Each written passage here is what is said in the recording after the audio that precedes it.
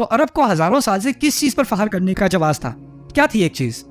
ना उनके पास बिल्डिंग है, ना उनके पास हाईवे है, ना उनके पास बड़ी बड़ी इमारतें हैं, ना कोई सल्तनत है, ना जैसे रोम के पास है, जैसे यमनियों के पास है, जैसे वहाँ पर ईरानियों के पास है। वो कहते हैं इनके पास महल तो होंगे, ज़बान हमें आती है, जैसी लाइनें हम मारते हैं ना कोई नहीं मार सकता।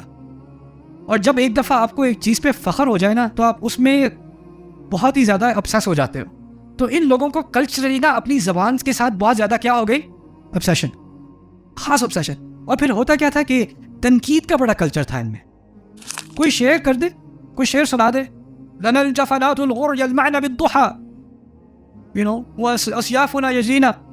हमारे पास वो एक एक कबीला फ़ख्र करता था कि वो कितना कितना वो क्या नाम है सदका करते हैं। तो अल-जफनातुल गुर यानी हमारे पास जो टोंगे होते हैं ना, बोल्स को क्या कहते हैं तुम यार?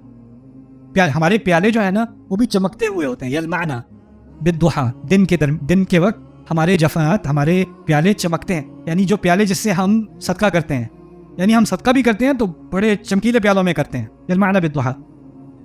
तनकीद हो गई जी, आपने जफनात कहा था, ये जमू किल्ला है, यानी आपके पास बहुत थोड़े से प्याले हैं। जिफान कहा होता तो ज़्यादा प्याले होते, पैसे तो आपके पास इतने ज़्यादा पैसे नहीं हैं। और फिर आपने बिद्दुहा कहा कि दिन में चमकते हैं, दिन में तो हर चीज़ चमकती है, पत्थर भी चमक रहा होता है, कहना चाहिए था रात में चमकते हैं।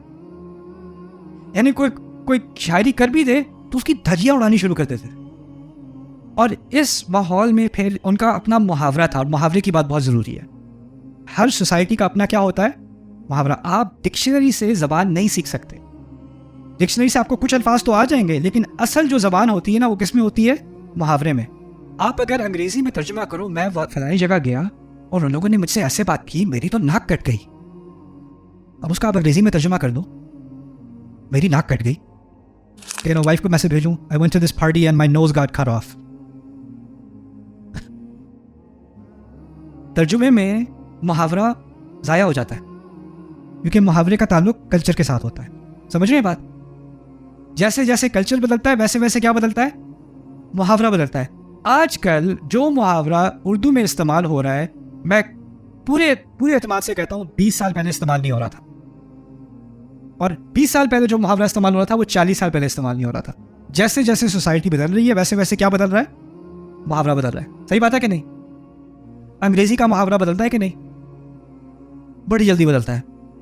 80s में कहते थे दैट्स सो कूल, 90s में कहते थे दैट्स सो हॉट, अब कहते हैं दैट्स फायर, दैट्स लिट।